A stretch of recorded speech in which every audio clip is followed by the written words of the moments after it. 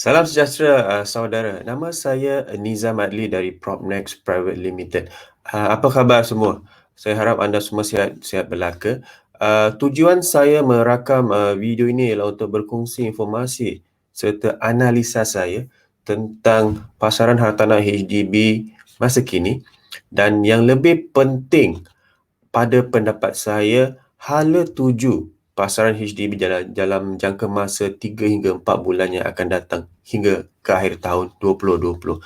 Saya pasti anda telah terbaca di akhbar ataupun di laman internet ataupun social media tentang peningkatan dari segi jumlah flat HDB yang terjual kebelakangan ini, yang purata amat memberangsangkanlah. Jika saya dapat beri contoh, saya ingin berkongsi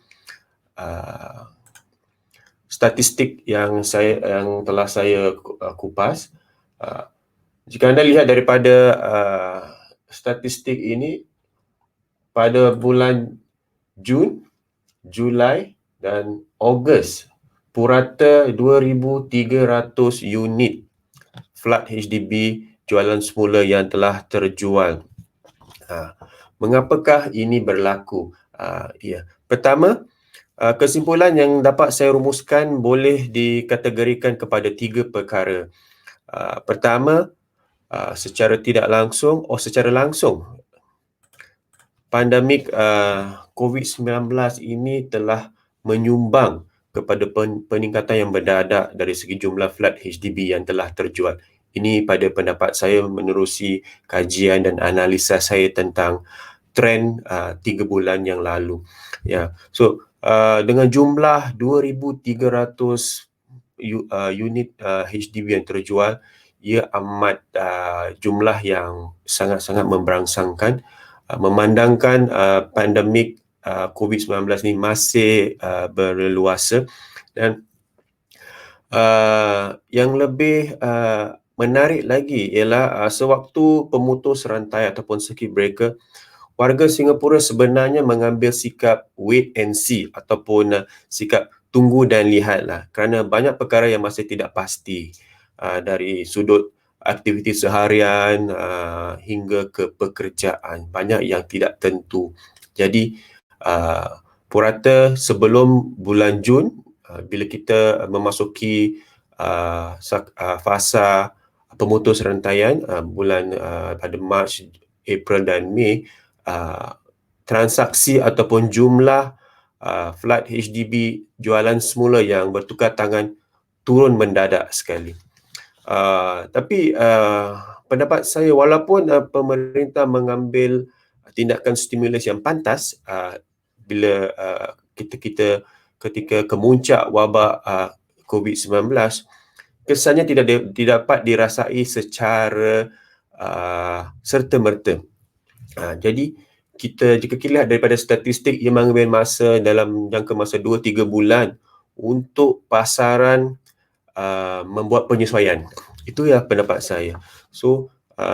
Jadi bila pasaran membuat penyesuaian, kerana sebenarnya faktor utama pada pendapat saya ialah permintaan terpendam ataupun pent up demand yang dialami oleh kebanyakan pembeli HDB atau penjual flat HDB. Kerana secara dasar HDB adalah tujuan flat HDB ialah supaya ia dimampui kebanyakan rakyat Singapura. Jadi polisi HDB, dasar HDB ingin menjadikan perumahan HDB sebagai dimampui oleh kebanyakan orang. Pada masa yang sama, pelancaran BTO juga terjejas dengan COVID-19, dan ketidakpastian jika ada pelancaran BTO yang baru dalam jangka masa yang terdekat tidak dapat diketahui oleh kebanyakan mereka yang ingin membeli BTO. Jadi atas dasar kemahuan ataupun atas dasar keperluan, ramai yang ingin membeli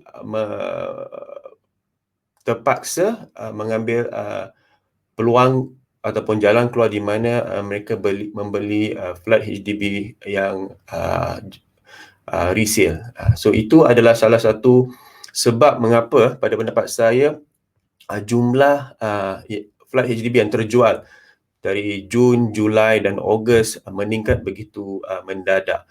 Itu adalah salah satu perkara ataupun pada pendapat saya kesan daripada COVID-19 ini.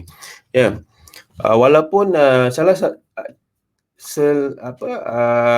perkara yang lagi yang seterusnya yang membuat pasaran HDB jualan semula lebih rancak ialah peranan ejen-ejen hartanah dan juga teknologi.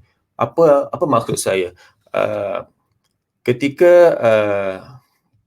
pandemik COVID-19 ada di kemuncaknya, kita terpaksa duduk di rumah dan apa yang kita lakukan sebagai warga negara ataupun pembeli, kita membuat lebih research ataupun lebih mendalam lagi kita menganalisa apa yang ada jika kita ingin membeli flat HDB. Jadi kebanyakan orang di sana, di luar sana yang ingin membeli HDB, terpaksa membeli HDB atas sebab-sebab tertentu, terpaksa menggunakan wadah digital untuk menjual dan membeli flat HDB. Jadi peranan ejen hartanah juga amat penting kerana dari pengalaman saya sendiri, saya telah membantu lebih daripada 5 keluarga untuk menjual dan membeli flat HDB dalam jangka masa dalam kita berada di fasa circuit breaker. Jadi kita menggunakan wadah Zoom secara online, secara digital. Tidak ada keperluan atau tidak ada kebatasan dari segi ingin melihat flat itu secara fizikal, tetapi teknologi membantu mereka yang ada keperluan untuk membeli flat HDB atau menjual flat HDB untuk membuat transaksi dalam jangka masa circuit breaker. Jadi itu adalah salah satu perkara yang membuat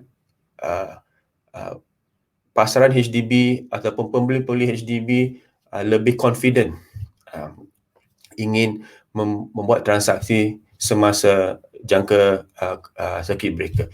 Jadi itu telah membantu untuk menambahkan jumlah flat yang terjual dalam jangka masa 3 bulan yang lalu. Jadi bila kita memasuki fasa kedua dalam bulan Jun, aktiviti pasaran semula begitu rancak kerana diberi kelonggaran untuk para pembeli dan para penjual HDB menerima kunjungan mereka untuk melihat unit yang ingin mereka beli. Jadi ia memberi satu perangsang kepada kedua-duanya, pembeli dan penjual, untuk terus membuka atau menempatkan rumah mereka di pasaran terbuka. Ya. Kedua, dengan jumlah flat jualan semula yang meningkat, peningkatan dari segi harga juga dapat kita lihat. Mungkin saya ingin berkongsi skrin tadi, di mana jika anda lihat dari bulan Jun, Julai dan Ogos, secara purata harga flat HDB ada sedikit peningkatan. Ini berdasarkan keseluruhan estet-estet perumahan HDB di Singapura, tidak tertakluk pada estet yang tertentu. Jadi anda harus membuat kajian. Jika anda tinggal di estet Woodlands, Yishun ataupun Tampines, kemungkinan dari segi jumlah ia meningkat, tapi dari segi harga mungkin ada perbezaan. Itulah salah satunya analisa yang saya telah dapat kaji. Dan insyaAllah jika anda ingin, saya boleh kongsi dengan secara peribadi. Baiklah. Okay, apa yang saya lihat dari dan saya amati ialah kesemua flat HDB menampakkan peningkatan yang ketara, tetapi dari segi harga ia tidak melonjak dengan begitu mendadak berbanding dengan jumlah yang terjual. So, ia juga yang apa yang saya telah katakan, ia bergantung pada estate, di mana permintaan berbeza dari estate ke estate di Singapura. Purata flat 4 bilik HDB di Singapura adalah unit flat yang mempunyai permintaan yang lebih berbanding dengan flat-flat lain seperti 2, 3, 5 dan 5 bilik. Itu adalah pandangan saya dan apa yang saya dapat lihat on the ground, kata orang tu, ya. Ya. So, tetapi ada satu perkara yang ingin saya kongsi yang saya rasa akan menjejas pasaran tidak lama lagi, kerana bila permintaan lebih daripada apa yang ada di pasaran, sememangnya harga meningkat. Tetapi kerana jika anda tahu, harga HDB tertakluk pada harga taksiran ataupun valuation.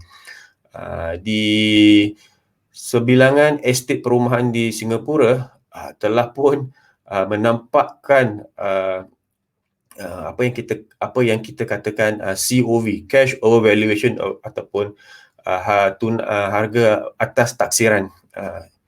So, pengalaman sendiri saya bila saya dalam 2-3 bulan yang lalu, bila saya mengendalikan penjualan dan pembelian HDB di estate di utara Singapura, purata flat 4 bilik di sana kerana permintaannya begitu tinggi, tapi jumlah yang ada di pasaran terhad, jumlah cash over valuation purata anggaran 10 hingga 20 ribu.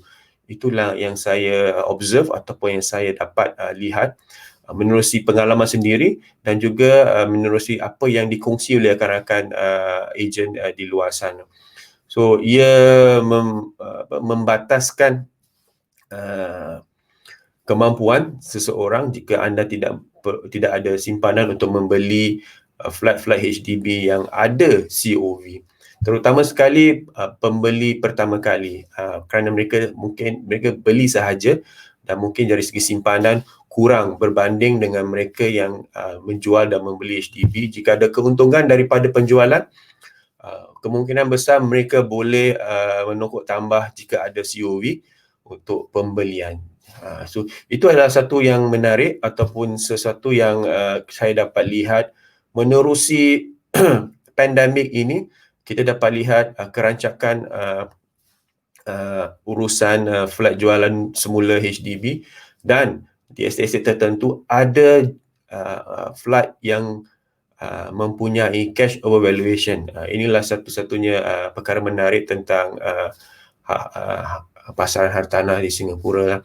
Tapi anda harus lihat dari segi kemampuan, dari segi apa yang anda mahu untuk meneruskan pembelian anda. So, apa yang dari segi pengalaman saya dan analisa statistik semasa, jumlah flat yang terjual dalam jangka masa 3-4 bulan akan datang, pada pendapat saya akan menurun sedikit. Ini kerana jumlah transaksi menampakkan penurunan pada bulan September.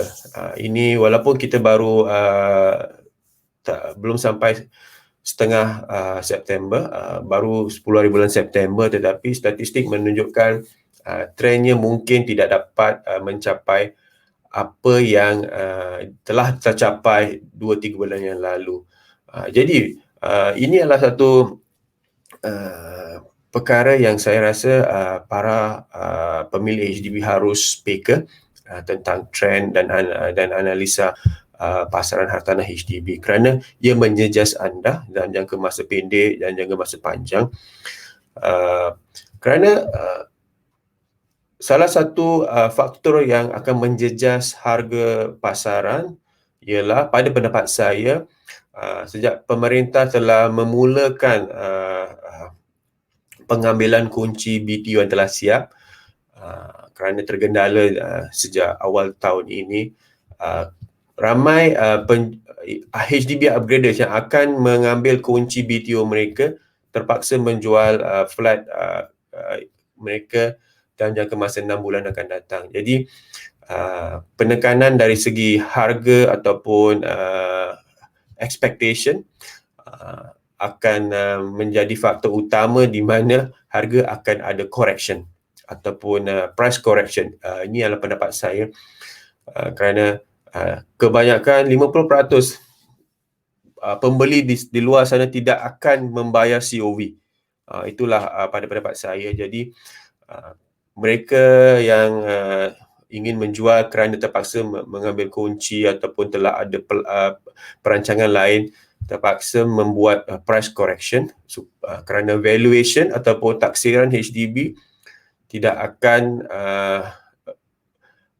naik dengan mendadak juga. Jadi ini adalah salah satu faktor di mana HDB menjadikan flat jualan semula lebih dimampui dari segi harga taksiran ataupun valuation. Jadi kita harus peka, kita harus faham mengapa harga HDB ini tidak akan meningkat dengan mendadak dalam jangka masa 3-4 bulan akan datang. Sebaliknya, pada pendapat saya, ia akan mendatar ataupun menurun sedikit kerana permintaan mungkin akan berkurangan. Mereka yang harus beli ataupun terpaksa beli dan terpaksa jual, kemungkinan besar telah pun membuat transaksi dalam jangka masa beberapa bulan ini. Ini adalah satu pandangan saya, kerana kita telah pun melakukan ataupun pengalaman selama lebih pada 10 tahun melihat naik turunnya pasaran HDB. Jadi, apa yang anda harus lakukan sebagai pemilik HDB jika anda mempunyai perancangan dalam jangka masa terdekat ini untuk menjual ataupun membeli flat, jualan semula, BTO dan sebagainya? Pertama sekali, anda harus melakukan semakan status. Apa yang saya maksudkan ialah semakan status dari segi flat anda, jumlah CPF yang telah anda gunakan, jumlah pinjaman flat yang masih ada, dan yang lebih penting, anggaran harga taksiran flat anda.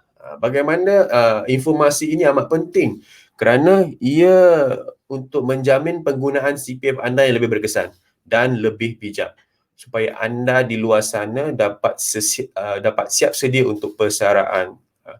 Tidak terlalu awal untuk membuat perancangan persaraan kerana ia melibatkan wang CPF kita. Jadi kedua ialah untuk menilai peluang untuk upgrade, untuk right size ataupun peluang membeli hartanah privat. Ini adalah satu satu peluang anda untuk melihat dari sudut kemampuan, dari sudut status flat anda yang anda tinggal pada ketika ini, dan apakah peluang untuk anda meneruskan perjalanan pembelian atau pemilikan hartanah di Singapura. Itu amat penting. Demi penilaian yang menyeluruh, itu yang penting. Anda tidak perlu untuk ada plan untuk menjual dari jalan jangka masa pendek, tetapi anda harus dari semasa ke semasa membuat penilaian yang menyeluruh tentang kedudukan flat anda dan juga kedudukan CPF yang telah anda gunakan untuk flat yang anda tinggal. Itu amat penting. Jika anda ingin tahu kedudukan flat anda, ini soalan yang saya ingin ajukan kepada anda di luar sana. Patutkah anda menjual flat anda ataupun downgrade ataupun upgrade kepada hartanah privat supaya ada jaminan dari segi persaraan dan jangka masa panjang. Ataupun peluang anda untuk upgrade demi keselesaan keluarga, mungkin inilah masa untuk meneroka peluang dari segi kemampuan membeli hartanah privat demi menjanah kekayaan di masa hadapan. Kekayaan tidak semestinya perkara yang kurang baik. Pada pendapat saya, ialah jaminan untuk kita mempunyai keluarga yang lebih peka tentang hartanah di Singapura, dan juga untuk anda merancang persaraan, dan juga supaya tidak perlu anda bekerja hingga usia lanjut. Itulah pendapat saya. Tetapi apa yang ingin saya utarakan di sini ialah jangan lepaskan peluang ini untuk menilai secara menyeluruh kedudukan hartanah anda. Saya hubungilah kami, Nizam Nizam, untuk bukan saja konsultasi tanpa obligasi, tetapi kita akan membuat perangkaan strategi pemilikan hartanah di Singapura, buat jangka masa sederhana dan jangka masa panjang. Walaupun ianya flat HDB, kerana amat penting, terutama sekali ia melibatkan wang CPF. So, jika anda ada teruja ataupun ingin tahu, hubungi kami, Nizam Nizam. Cari kami di Facebook ataupun di Instagram dan di YouTube juga. Saya ada naikkan kebanyakan video yang saya telah rakam, terutama dalam bahasa Inggeris. Tetapi inilah salah satunya video bahasa Melayu yang saya ingin utarakan kepada masyarakat kita di luar sana. Jadi jangan tunggu lama-lama, kerana informasi yang anda baca ataupun anda berbual dengan teman-teman, rakan-rakan sekerja, mungkin ada yang terlepas pandang dari segi pandangan profesional. Jadi saya ingin utarakan kepada anda semua, beri peluang kepada diri anda untuk tahu kedudukan status flat anda, dan apa peluang yang anda boleh teroka dalam jangka masa pendek, sederhana dan panjang. So, dengan tidak buang masa lagi, saya ingin sekali lagi, jika anda ingin konsultasi hartanah tanpa obligasi supaya kita dapat merangkakan strategi perumahan anda, hubungi kami, Nizam Nizam. Dengan itu, Assalamualaikum. Jumpa lagi di lain episod.